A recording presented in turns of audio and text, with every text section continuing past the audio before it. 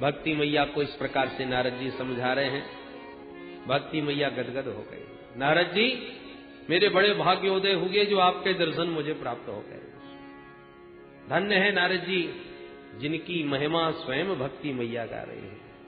जयति जगति माया यस्य काया धवस्ते वचन रचन में कम केवलम चाकलय्ये ध्रुव पदमपि यातो यत्कृपातो ध्रुवोऽयम् सकल कुशल पात्रम् ब्रह्मपुत्रम् नतास्मि। हे ब्रह्मा जी के मानस पुत्र नारद जी, आपकी जय हो, जय हो। आपके एक वचन पर निष्ठा विश्वास करके देखो कयाधुनंदन प्रहलाद क्या से क्या हो गए, भक्ति के परम आचार्य बन गए।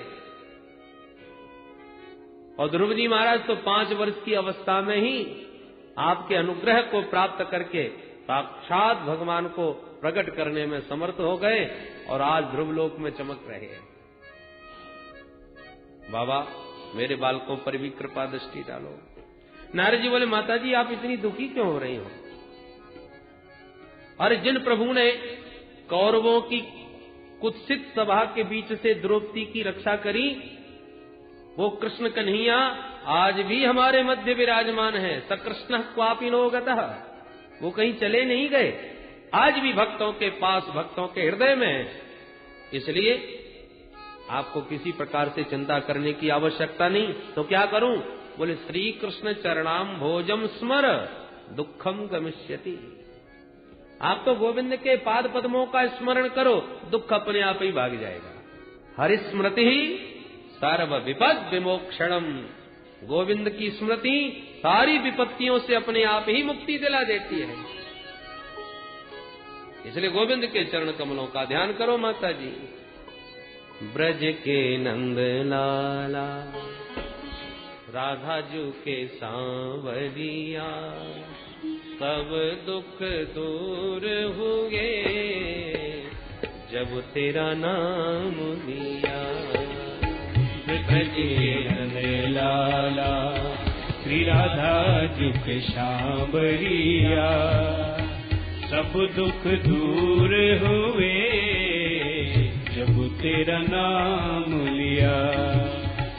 मीरा पुकारे तुम्हें गिरधर गोपाला, मीरा पुकारे तुम्हें गिरधर गोपाला।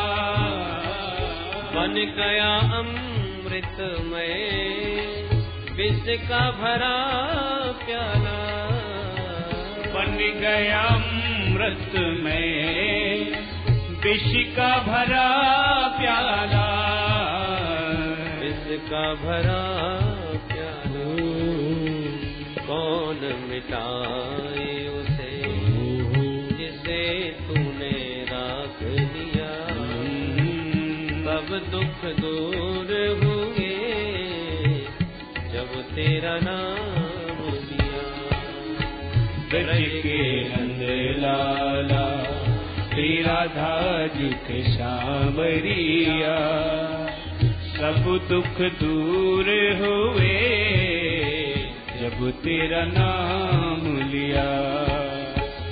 जब तेरे गोकुल में आई विपदा भारी, जब तेरे गोकुल में आई विपदा भारी, एक सारे पे सारी विपदा टारी, एक सारे पर सारी विपदा टारी, सारी विपदा टारी। मुड़ गया गोवर्धन जिसे तूने उठा लिया, सब दुख दूर हुए जब तेरा नाम लिया। ब्रज के नंद लाला हरि बोल। श्री राधा दुख सांवरिया, सब दुख दूर हुए जब तेरा नाम लिया।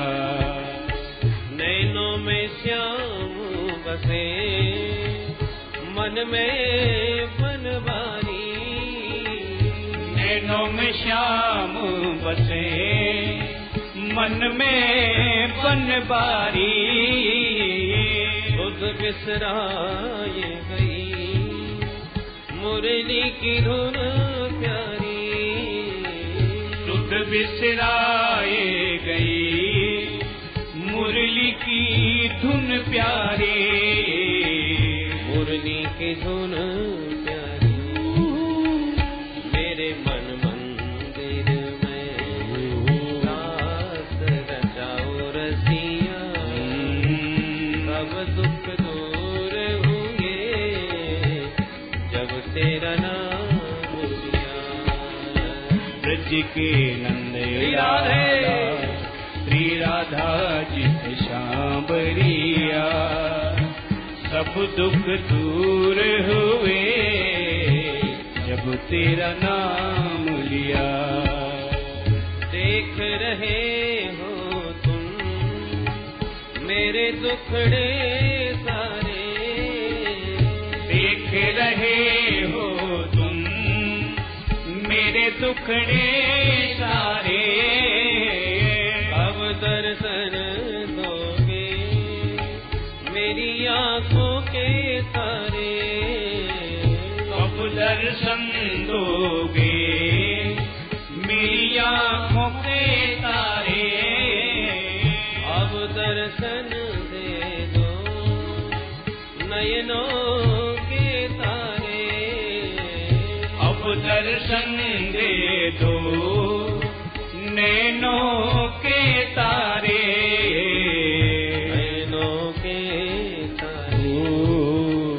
अधर पे मुरली है, कांधे पे कांवरिया, सब दुख दूर होंगे जब तेरा नाम लिया।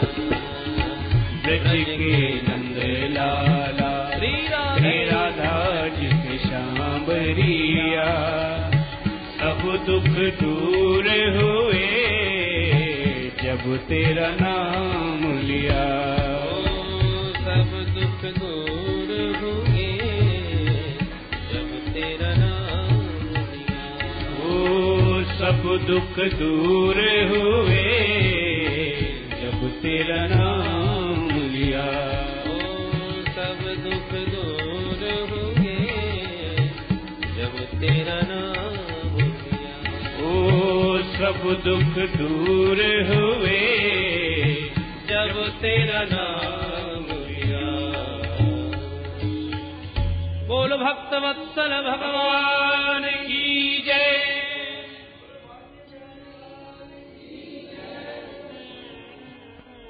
श्री देवर्षि नारद जी ने समझाया, मां श्री कृष्ण चरणाम्भोजम स्मर दुखम गमिष्यति। आप तो गोविंद के चरण कमलों का ध्यान करो, दुख अपने आप भाग जाएगा। फिर आप तो उनकी प्राण वल्लभा हो, प्रियतमा हो। आप जहां बुलावो, जब बुलाओ, प्रभु तो वहीं दौड़े दौड़े चले आते हैं। चाहे वो कैसा भी घर हो, कितना भी पतित का घर हो, त्वया आहुतस्तु भगवान याति नीचग्रहेष्वपि। जहां जहां भक्ति महारानी, वहां वहां भगवान। चाहे वो व्याध का घर हो, बहेलिया का घर हो, रायदास का घर हो, मीरा का घर हो, किसी का भी हो।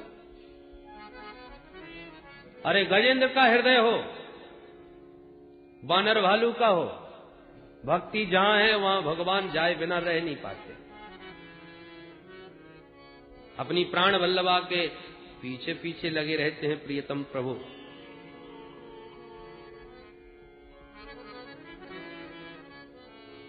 भक्ति की बड़ी महिमा नारद जी ने गाई और अब ज्ञान वैराग्य को स्वस्थ करने का प्रयास करने लगे। ज्ञान और वैराग्य के पास आकर के देवर्षि नारद ने बड़े बड़े दिव्य वेद मंत्रों के माध्यम से वेद पाठ किया। चारों वेद सनई सनई सुना दिए, लाभ नहीं हुआ। उपनिषदों का पाठ किया, फिर भी लाभ नहीं। सबका सार भगवद गीता को भी सुना दिया, एक बार नहीं। गीता पाठेर मुहुर्मुहु, अनेक बार भगवद गीता का भी पाठ सुनाया। थोड़ी सी चेतना तो आई, परंतु फिर गिर गए। अब नारद जी को चिंता होने लगी। ज्ञानम प्रबुद्धताम शीघ्रम रे वैराग्य प्रबुद्धता। ज्ञान खड़े हो जाओ, वैराग्य सावधान हो। बहुत पुकारे, परंतु जब कोई लाभ नहीं दिखा तो नारद जी को चिंता हो उठी, अब क्या करूं। मेरे तो औषधालय में जितनी चूरन चटनी थी सब चटा दी। स्वास्थ्य नहीं ठीक हो रहा इन दोनों का, तो अब कौन सी दवा लाई जाए। तो आकाशवाणी हो गई, व्योम वाणी तरैवा भूम मारिषे खिद्यतामिति उद्यमः सफलस्तेयम् भविष्यति न संशयः। आकाशवाणी ने दिशा निर्देश किया, नारद जी उद्यम करो, सफलता अवश्य मिलेगी। क्या करूं। आकाशवाणी ने कहा, एतदर्थम तु सत्कर्म सुरर्षे त्वं समाचर।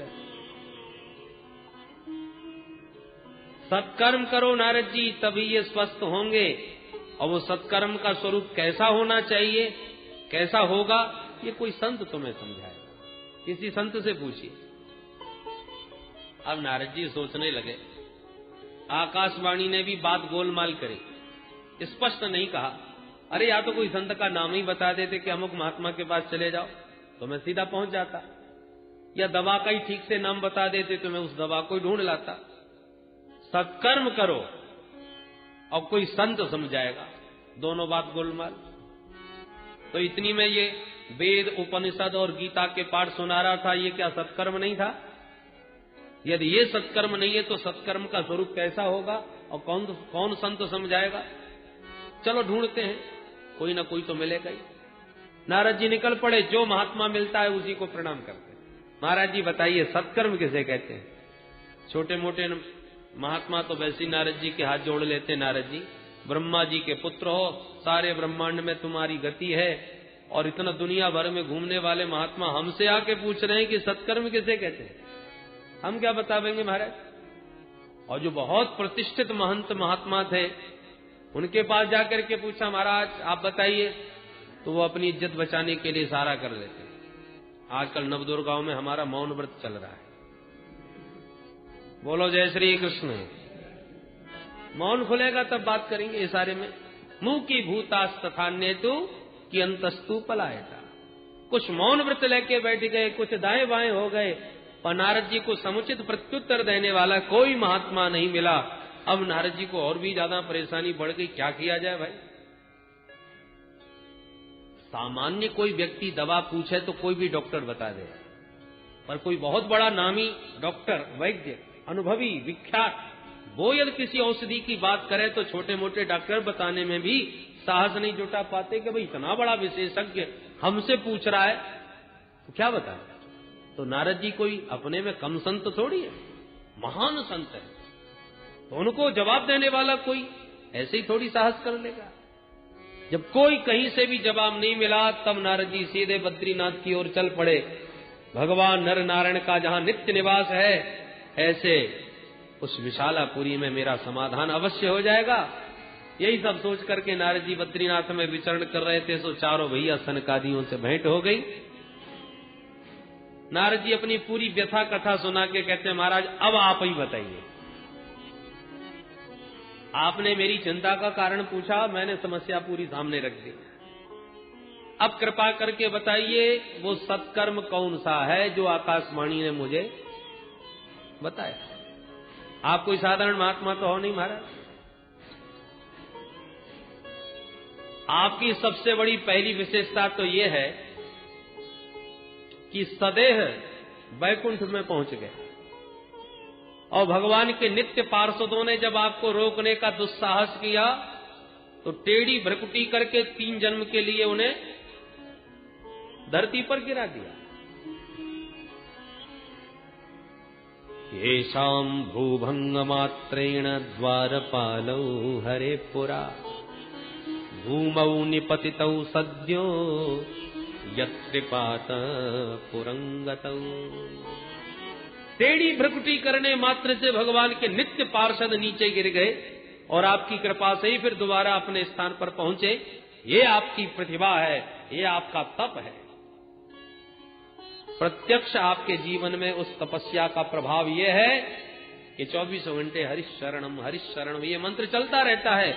इसलिए जरा युष्मान न बाधते, बुढ़ापा कभी आपको आता ही नहीं। पूर्वजों के भी पूर्वज हो गए पर 5 साल से कभी 6 साल के नहीं हो। काल गति आपको प्रभावित नहीं कर पा रही महाराज। इसलिए आप जैसा संत और कहां होगा। कृपा करके मुझे आप ही बताइए कि वो सत्कर्म कौन सा था जो आकाशवाणी ने मुझे बताया। चारों भैया मुस्कुराए और बोले, नारद जी मात्र इतनी छोटी सी बात को लेकर के तुम इतने परेशान हो रहे हो। बिल्कुल चिंता को त्याग दो, समाधान हमारे पास है। मां चिंताम कुरु देवर्षे हर्षं चित्ते समावह उपायः सुख साध्योत्र वर्तते पूर्वैवहि।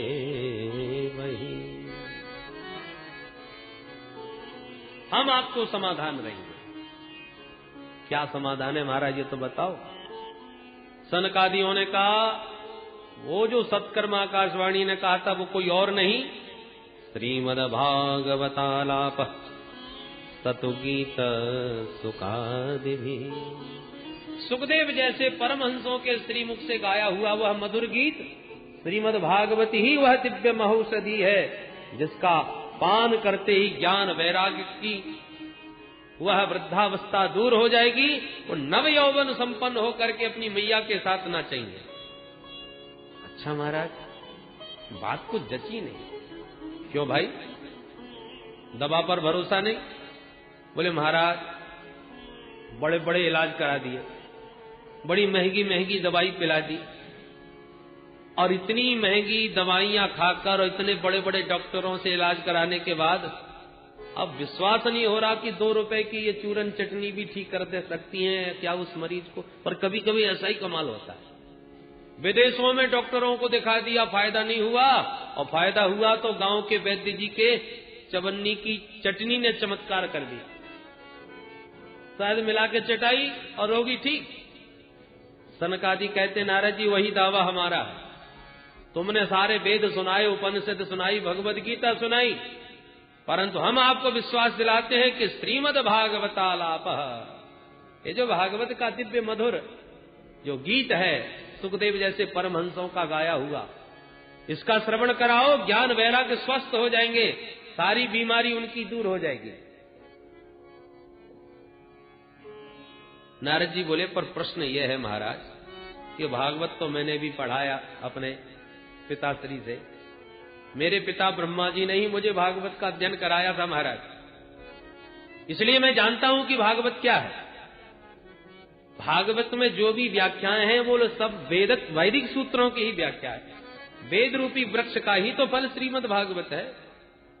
अब मेरा प्रश्न यह है कि जब वेदों से ही कुछ नहीं हुआ तो वेदों की व्याख्या करने वाले ग्रंथ श्रीमद् भागवत से भला क्या हो जाएगा। सनकादिक मुस्कुराए और बोले, नारद जी कोई आम का मीठा फल खाने वाला ये कहे कि वाह, फल जब इतना मधुर है तो वृक्ष कितना मधुर होगा जिसने इसको पैदा किया है। और फल को त्याग कर कोई वृक्ष चबाने लग जाए तो क्या माधुर्य मिलेगा, रस मिलेगा? किसी काल में नहीं। स्वाद लेने के लिए फल का ही सेवन करना पड़ेगा, वृक्ष में वो स्वाद नहीं मिलेगा। दूध से घी निकाला जाता है, पर जो काम घी कर लेगा वो दूध नहीं कर सकता। घी में बढ़िया बढ़िया पूड़ी सेकते सेकते घी खत्म हो जाए तो कोई कहे बाकी की पूरी दूध में निकाल लो, क्योंकि दूध से ही तो घी निकला, पर दूध से कुछ नहीं होने वाला। गन्ना का रस ही शक्कर बनता है, पर जो मिठाइयां शक्कर से बनती हैं वो गन्ना के रस से नहीं बन पाई। ऐसे विविध दृष्टांतों से जब नारद जी को समझ आया सनकादियों ने, तो नारद जी की शंका तुरंत दूर हो गई। हाथ जोड़ के बोले भैया अब मैं समझ गया। पढ़ लिख के कोई कितना भी बड़ा पंडित बन जाए, पर आप जैसे महापुरुषों का, संतों का सत्संग जब तक नहीं करेगा तब तक शास्त्रों का रहस्य समझ नहीं सकता। पर आप जैसे संतों का दर्शन भी ऐसे ही नहीं मिल जाता। भाग्योदयेन बहुजन्म समर्जितेन सत्संगमं च लभते पुरुषो यदा वै अज्ञान हेतु कृत मोह मदान्धकार नाशं विधाय हि तदो दयते विवेकः। भाग्य का उदय हो, कौन से? बोले बहुजन्म समर्जितेन, इसी जन्म के भाग्य से नहीं, अपितु जन्म जन्मांतरों के, कल्प कल्पांतरों के, योग युगांतरों के जब पुण्य पुंज प्रकट होते हैं, भाग्य उदय होते हैं, तब सत्संगमं लभते, तब जीव को सत्संग लाभ प्राप्त होता है। आप जैसे संतों का दर्शन और संग मिलता है, और उससे फायदा क्या होता है? उदयते विवेकः, आप जैसे संतों के दर्शन और सत्संग के विवेक जागता है, और विवेक का जब सूर्य उदय होता है तो अज्ञान का सारा अंधकार नष्ट होता चला जाता है। बिनु सत्संग विवेक न होई, बिनु सत्संग विवेक न होई, बिनु सत्संग विवेक न होई, बिनु सत्संग विवेक न होई। राम कृपा बिनु सुलभ न सोई, राम कृपा बिनु सुलभ न सोई, राम कृपा बिनु सुलभ न सोई, राम कृपा बिनु सुलभ न सोई। बिनु सत्संग विवेक न होई, बिनु सत्संग विवेक न होई। यह सर आवत अति कठिनाई, यह सर आवत अति कठिनाई, राम कृपा बिनु आव न जाई, राम कृपा बिनु आव न जाई, राम कृपा बिनु आव न जाई, राम कृपा बिनु आव न जाई। यह सर आवत अति कठिनाई, यह सर आवत अति कठिनाई, अति कठिनाई, अति कठिनाई। सत्संग की सरिता में सराबोर होने का सौभाग्य उन्हीं सत्पुरुषों को प्राप्त होता है जिनको गोविंद अपनी कृपामयी चुंबक से खींच करके लाते हैं। भगवान न चाहे तो छुट्टी लिए बैठे रहो, 7 दिन इधर उधर के गोरख धंधे में निकल जाएंगे, पर एक क्षण का भी समय कथा सुनने का नहीं मिल पाता। चाह करके भी लोग नहीं आ पाते। आते वही हैं जिनको हरि अपनी कृपा की चुंबक से खींच करके बुला लेते हैं। नारद जी बोले महाराज मेरा परम सौभाग्य आप जैसे संतों का मुझे दर्शन प्राप्त हुआ। अब तो मैं आपके ही श्रीमुख से भागवत संहिता श्रवण करना चाहता हूं। जगह आप बताइए, व्यवस्था हम करेंगे। सनकादिक बोले नारद जी हमें तो एक ही प्यारी जगह लगती है, कौन सी? गंगा द्वार समीपे तो तटमानंद नामकम।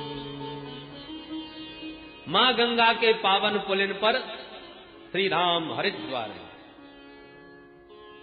अब देखो संवाद हो रहा है बद्रीनाथ धाम में, और कथा कहां करी जाए, निर्णय लिया जाता है हरिद्वार में। तो बद्रीनाथ धाम में क्या कसर है भाई? जब कहीं भी कथा करनी थी तो बद्रीनाथ में ही कर लेते। वो बद्रीनाथ से उतर के यहां नीचे हरिद्वार क्यों आए आयोजन करने?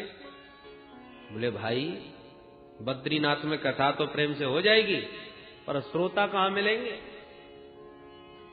ये आज की बात नहीं, उस जमाने की बात है, जो लोग प्राय महाप्रयाण करने ही जाते थे। तो गिने चुने लोग तो बद्रीनाथ पहुंच पाते थे, और जो पहुंच जाते थे वो इतने सिद्ध कोटि के होते थे कि उनकी समाधि ही लग जाती थी। तो पहले तो गिने चुने लोग, उसमें भी सब समाधि लगाए बैठे हैं, तो कथा कौन सुनेगा वहां पर? इसलिए नीचे उतर के हरिद्वार में आए। ज्यादा नीचे इसलिए भी नहीं गए कि जो सिद्ध कोटि के संत हैं वो संसारियों के बीच ज्यादा नहीं जाते। हरि का द्वार है ये हरिद्वार। यहां पर यदि कथा का ज्ञान दीप प्रज्वलित हुआ तो ऊपर नीचे बाहर भीतर सर्वत्र इसका प्रकाश पहुंचेगा। दिल्ली वाले कथा सुनना चाहे तो छुट्टी लेकर के हरिद्वार आ सकते हैं, और सिद्ध कोटि के संत जो बद्रीनाथ में और उत्तरांचल में विराजमान है, उत्तराखंड में, वो यदि सुनना चाहेंगे तो अपनी समाधि छोड़ छोड़ के थोड़ा सा नीचे उतर आएंगे। जीवन मुक्त ब्रह्म पर चरित सुनहि तज ध्यान, वो ध्यान समाधि को छोड़कर नीचे आ जाएंगे। संसारी लोग नीचे से थोड़ा ऊपर आ जाएंगे, और ये मध्य की भूमि हरिद्वार में ये भव्य आयोजन इसलिए सफल होगा। तो नारद जी सबको लेकर के चारों भैयाओं के साथ हरिद्वार की पावन भूमि में आए, और संतों की कथा नारद जी ने बढ़िया गंगा जी की रेती इकट्ठी करके एक छोटा सा मंच बना दिया। चारों भैया उसी को व्यासपीठ के रूप में विभूषित करने लगे, और गद्दा और बिछाने की कोई जरूरत नहीं, फक्कड़ों की कथा तो वैसे ही व्यवस्था। गंगा जी की कोमल नव कोमल बालुकम में ही महात्माओं की आसन जम गए। तो गंगा मैया के पावन पुलिन पर प्रेम पूर्वक भगवान की मंगलमयी कथा सनकादियों ने प्रारंभ कर दी। बोल गंगा मैया की जय। श्रीमद् भागवत महापुराण की जय। ऋषि मुनियों को पता चला, साथ दौड़े भागे चले आ रहे हैं। भृगुर वसिष्ठश्च मनश्च गौतमो मेधातिथिर देवल देवरातौ रामस्तथा गादिसुतश्च साकलो मृकण्डपुत्रात्रिज पिप्पलादाः योगेश्वरौ व्यासपराशरौ च छायासुको जाजल जन्ममुख्याः सर्वेप्यमी मुनिगणा सहपुत्र शिष्याः स्वस्त्रीभिराययुरति प्रणयेन युक्ताः।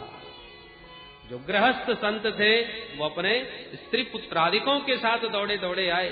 जो विरक्त संत थे वो अपने शिष्य परिकर को साथ में लेके आए। सहपुत्र शिष्या, सब ऋषि मुनि दौड़े दौड़े आए, और गंगा तट ऋषियों से भर गया। कोई जय जयकार बोल रहा है तो कोई शंख फूंक रहा है। जय शब्दो नमः शब्द शंख शब्दस्तथैव च। गंगा का तट जय घोष से गूंज उठा, और उस पावन संतों के समाज के मध्य गंगा के किनारे सनकादियों ने कथा का शुभारंभ किया।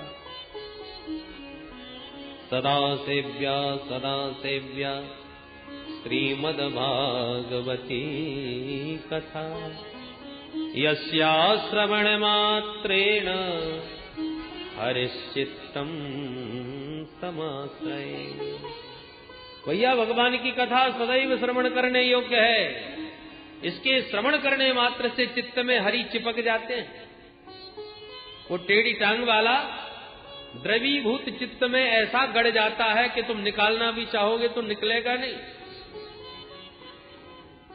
पुरुष सूक्त के पाठ से, गायत्री के जाप से जो सुकृत प्राप्त होता है वो भागवत के श्लोक के पाठ करने मात्र से श्रवण हो जाता है। और मानव तन पा करके भी जिसने इस परम लाभ को प्राप्त नहीं किया वो चांडाल के समान है, गधे के समान है, श्वास लेता हुआ मुर्दे के समान है। न जाने कितनी गालियां दे डाली। सनकादिक बोले ये गाली हम नहीं दे रहे, एवं बदंती दिव्य देव समाज मुख्या, ऐसा देव समाज कहता है कि इन अभागों को देखो कि भगवान के चरित्रामृत की धारा बह रही है और ये उसमें आचमन और अवगाहन नहीं करते। हम लोग अमृत का कलश लेके गए फिर भी भगा दिए गए। इसलिए उन जीवों के दुर्भाग्य पर देवता उन्हें गालियां देते हैं। भागवत की महिमा मुक्त कंठ गाही रहते सनकादिक कि उसी क्षण एक दिव्य अलौकिक नाम संकीर्तन सबके कान में सुनाई पड़ने लगा और सबने क्या देखा कि भक्ति सुतौ तौ तरुणौ गृहीत्वा प्रेमैक रूपा सहसा विरासी।